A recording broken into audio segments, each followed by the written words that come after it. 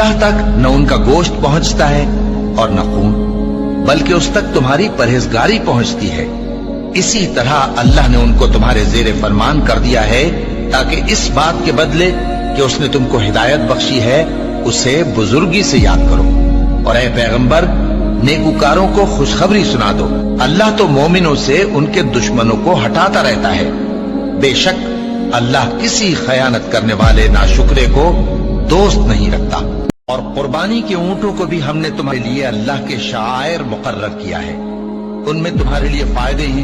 तो कुर्बानी करने के वक्त कितार बांध कर उन पर अल्लाह का नाम लो, फिर जब पहलू के बल गिर पड़े तो उनमें से खाओ, और कनात से बैठ रहने वालों और सवाल करने वालों को भी खिलाओ। इस तरह हमने उनको तुम्हारे जेरे फरमान कर दिया है, ताकि तुम शुक्र करो। कुर्बानी देने के जज्बे की बुनियाद है ईमान बिल आखिरा। जो कुछ दोगे 700 गुना मिलेगा कम से कम। और ये मौत यहां अगर हो गई फौरी तौर पर, अगर शहादत की मौत है, अल्लाह की राह में कत्ल हो जाओ, तो हिसाब किताब भी नहीं, ये आलम बरज़ख भी नहीं, सीधे जन्नत में जाओगे। जितना ये यकीन पुख्ता होगा, असल जिंदगी आखिरत की जिंदगी।